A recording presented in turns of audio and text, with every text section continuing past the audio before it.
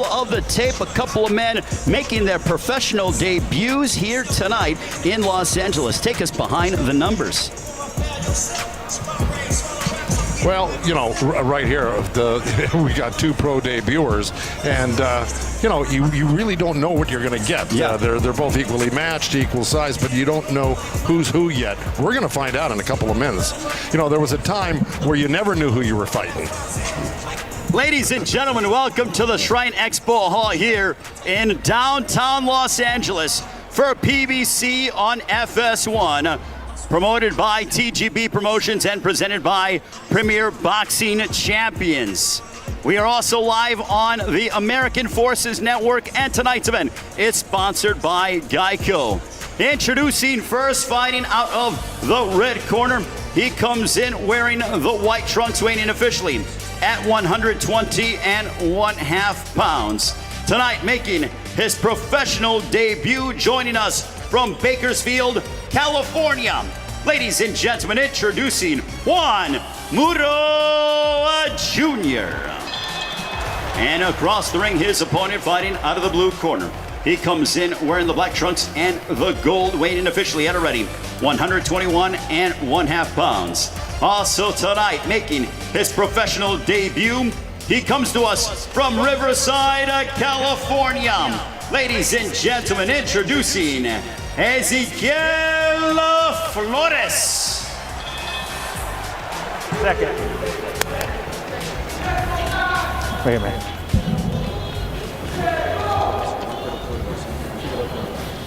Chief, second.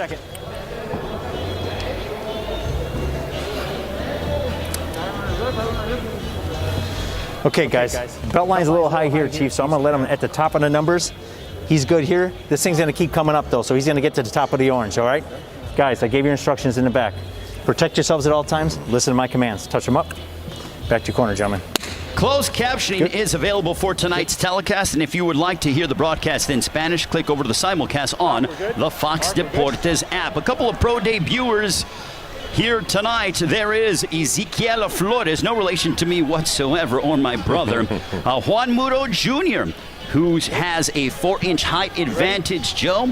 As you take a look at Juan Muro Jr., and incidentally, in the corner of Ezequiel Flores is Jose Santa Cruz, who happens to be the brother of 4-division world champion Leo Santa Cruz. Yeah, not only is Muro a 4-inch is taller than Flores. Watch the feet, gentlemen. He's also a southpaw, which makes it a little bit more difficult. He came out in the first 10 seconds, and I think he landed a straight left hand already on Flores. Now, Joe, you have been around and have seen everything and anything in boxing. Is there anything trickier than fighting a tall southpaw?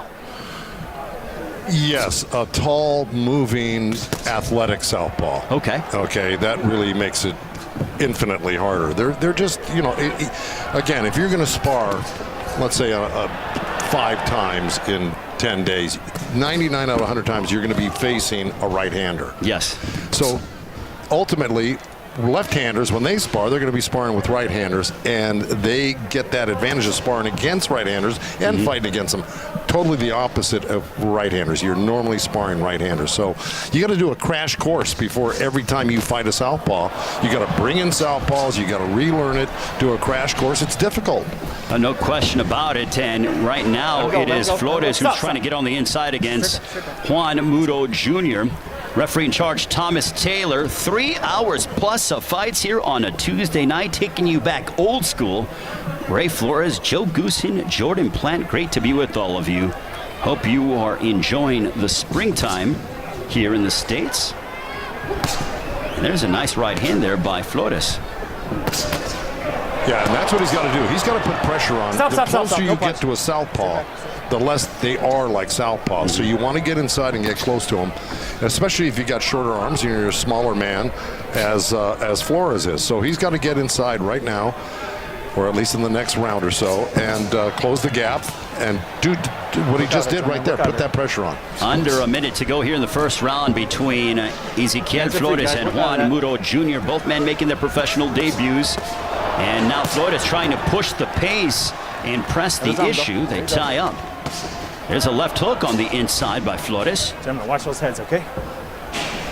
And Thomas Taylor warning them about, being aware to not clash heads.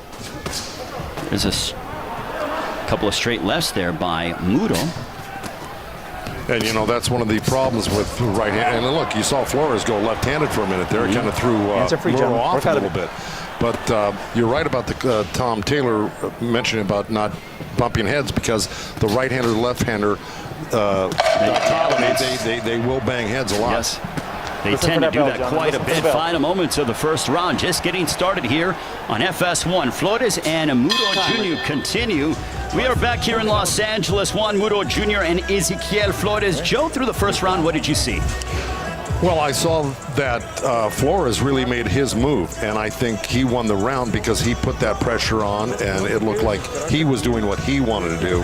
Where Muro, I think, would have liked to have kept him on the end of his punches. He had a hard time doing that, so I gave that round to Flores there. Do you think that it was the athleticism for Flores as he was able to use his angles and to be able to get on the inside and cut the distance off against Muro Jr.? Well, the most important thing before you do angles, you got to have that head movement so you don't get hit coming in. And, look, I mean, he's coming out of the Santa Cruz camp. They don't have him in that camp unless they think he's got something on the ball. So, obviously they know going into this fight with a tall kid like Muro that they're going to have to see how he squats, and he comes up, he's squatting, sitting down. He's going to start doing that, and then when he feels the time's right, he's going to put that pressure on, just like he did there. Good body shot there by Flores as Flores, he gets tagged. They're going toe-to-toe here on this Tuesday night. I love it. The action is intensifying. Stop, no punch.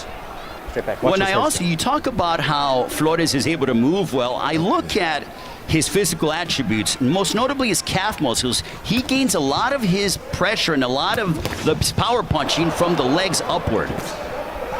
Yeah, look, he's built solidly. He'll probably, at this weight, he's going to fight more guys his size than he will Muro size. That's really an anomaly. Stop. A 5'9", bantamweight, super bantamweight, 22-pounder. Well, speaking of anomalies, as I look ahead towards next Saturday night, May 1st on pay-per-view, Sebastian Fundora, 6'6", fighting at 154. So that's another anomaly. Well, that's even more than an anomaly. That's just freakish, because he's somebody, if I were on the other corner, I would really choose not to have my guy fight him. He's a very, very difficult guy. Not only is he tall and very awkward in that sense, he can really, really crack. He's really come into his own in the past couple fights, too. Well, he's fighting a guy who can crack on May 1st in Jorge Cota, and right now, Flores is cracking, but he gets dropped by Muro Jr. 3, 4, 5, 6, 7, 8. Come here. You all right? Flores was having success, and Muro Jr. unloaded a straight left, putting him down for the first time in the fight. And that's the problem. Those left hands come from the opposite direction. When you're facing a southpaw, you're usually expecting a left hook coming from there. And in this instance, you got a straight left hand right down the middle. And now Flores just going at it. They just continue to unload upon one another. Joe, in the sense of the significance on the scorecards, it's a 4-round fight. How big is this 10-8 round? Well, it depends on who the referees had winning the round up to that point. It's a point in favor. So if Muro was winning the round, he's going to win a 10-8 round instead of a 10-9 round with that knockdown. Well, Muro has had a fantastic second round. It would appear, or it appeared early like Flores was having the same success, and then Muro Jr. unloaded that counter left hand. That's right, and Flores just landed another nice right hand a few seconds ago. So listen for the bell, he's still working hard. It's just that you got to be very careful with the southpaws. You really do. Final moments of the second round. Juan Muro Jr., 21 years of age, putting down Ezequiel Flores here in the second round. Joe, my goodness, boom. See, there it is right there. It just comes, normally you see Flores got the right hand to the side here, waiting for the hook, but that thing's coming right down the center from a left-hander. And 30 seconds later, this happened. And that is, look at this action here in Los Angeles, Joe. There's that right hand towards the end of the round right there. That Flores came back after being knocked down and landed that great right hand. See, he was doing well in the exchanges, except hand placement is different defensively against the southpaw, and he let that slide. Now a special hello to the third member of our broadcast team, Jordan Plant. Jordan. Thank you, Ray. I was just over in Flores' corner speaking with Antonio Santa Cruz, his coach, and he said that he wants him to go to the body to work his way in because he was worried about him getting caught up top like that. And sure enough, it happened in that round, but they liked him to feint to the body, then go up to the head. So we'll see if he will start implementing that now that he got knocked down in that round. Ray? Thank you very much, Jordan. Greatly appreciate it. Joe, do you agree with the Santa Cruz's telling Flores to attack the body?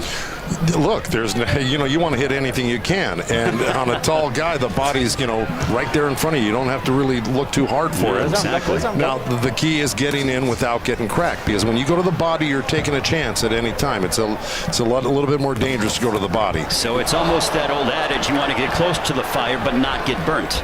That's right. And Flores was doing a great job of it the first and second round. He was. Well, for the most part in the second round, and then boom, that counter straight left put him down. And as we all know, the punches that are the most dangerous are those that you don't see. Yeah, the closer you are to another fighter, the more that chin's got to drop into your chest and the hand's got to come up. You just got to be really aware of where your head and hands are. And I think he lost track of that. That's what happens when you start flurrying like an amateur, And these are like amateur fights. They're only one round more than a 3-round amateur fight. So you tend to, they're coming out of the amateurs, these guys. This is their first pro fight. So they're still fighting in a sense until you really work your way to that pro, style when you start fighting 6, 8, 10 rounders. Well, and also too, I think when it comes to these short of fights, I think they make for compelling matchups because look at this, they're just going at it. Yep. I mean, Muro is unloading punches from a variety of angles, and Flores is to be undeterred as well. Oh, it's a great way to start off the night because the 4-round fighters don't have a lot of time, so they got to let it go. There's no being patient in a 4-round fight. Now, this is not a 12-round affair. Not that there's anything wrong with that, as we're just over the halfway mark of the third. A couple of big shots. Thomas Taylor step between them. And a straight left that connects again by Muro. Work out of it, guys. Body work by both men. Flores trying to use his head movement under a minute to go. You could tell, Joe, that Flores is conscientious of using his head movement and angles more because of the price that he paid in that second round. Nothing like that to teach you, to keep your head moving and protect it a little bit more. When you flurry, you have to have a sense of purpose when you flurry. It just can't be willy-nilly and letting your hands go and your chin popping up because that's where disaster happens. But right now, I think Flores is having a really good round. He's really banging the body well. He's listening to the corner. He went to the body, both hands, that left hook. He went 3 left hooks to the liver and then back with the right uppercut to the belly like that. Oh, there's a straight left that caught him by Muro. That's what happened. He pulled out with his hands down, and Muro's got those long arms, and he clipped them on the counter. I'll say this, in the openings that Flores has given Muro, Muro has taken advantage of it. He's been accurate. Well, here's the thing. Oh, great left hook by Flores. When you think you're out of range with a guy like Muro, you're not. Normally against a guy your own size here, you take that step back and you're out of range. Not against this guy. He's got an extra 4 or 5 inches on his arms. For the bell, gentlemen. Very true. Final moments of this third round between Flores and Muro. As the action picking up here, we'll come back with the 4th and final round. Welcome back to PBC on FS1. The taller fighter and Juan Muro Jr. having success against Flores. Well, there it is. Look at that nice slip by Flores. He got underneath that jab, and he just fell a little bit short. Even though he penetrated deep, that right hand was still short. That's how long Muro is. And then, here we go. We got a little, a big miss by Flores. And there goes Muro coming back with the counter. Hands down, chin up. And Juan Muro Jr., I mean, he has a 69-inch reach. Is his reach. He stands 5 feet 9 inches tall, 21 years of age. He's 4 years the junior of Flores. And you know what? I've been impressed by the fact that he's been a sharpshooter in the sense that he's been able to connect on the openings that he's been given by Flores. Absolutely. Well, look, he's probably had a lot of practice at that. Because guys have to take chances to get close to him. So he's used to guys missing, going for broke, trying to score against him, and then he knows what he's got to do, and that's to counter. Well, Flores is starting off quickly as he is pounding away upon Juan Muro Jr. The feeling out process really didn't happen in this fight, Joe. I felt like they started off and they started, throwing bombs at each other. There really isn't time for a feeling out process in a 4-round fight. There really isn't. Because if you lose that first round, there's only 3 left. Again, there's not a lot of time to make up for mistakes. So you got to get ahead of the game and get that first one in the bank. And there's some blood from somewhere. I believe that Muro rocked Flores. Yeah, he did. Flores trying to get on the inside. They are just going at it here. What a way to start the night. 3 hours plus of fights here on FS1, brought to you by Premier Boxing Champions. And they both had great moments. Each of them have really good moments in the past. Oh, he's going to get warned for a little shoulder? No? And Joe, for the sake of the scorecards potentially, I thought the first round, the third round went to Flores. The second round's a 10-8 round. So in theory, this could be the deciding round to determine who wins this fight. Well, that's absolutely true. I mean, I don't care which corner you're in, you need this round to win the fight. Couple of pro debuters starting off their careers here on FS1. Ezequiel Flores and Juan Muro Jr. as we approach the 1-minute mark in this matchup. Well, this might be the difference right here, just this last minute. See whoever gets the most punches in. Who is willing to push each other to the limit and really unload. Oh, that was a great left hook right hand by Flores. You saw the head snap back like a Pez dispenser from Muro Jr. Looks like a mouthpiece came out. Time. It's his second time. Second time, man. You got to keep this thing in, all right? No coaching, just rinse. Got to keep it in, right? That's right. No, just keep it in. Great work by Tom Taylor again. I think one of the best referees in the business, in the sport. Time in. I believe me, he's what I call an old school referee. He stays out of it. He calls it like it is. He interjects himself when need be. Otherwise, he lets these guys fight.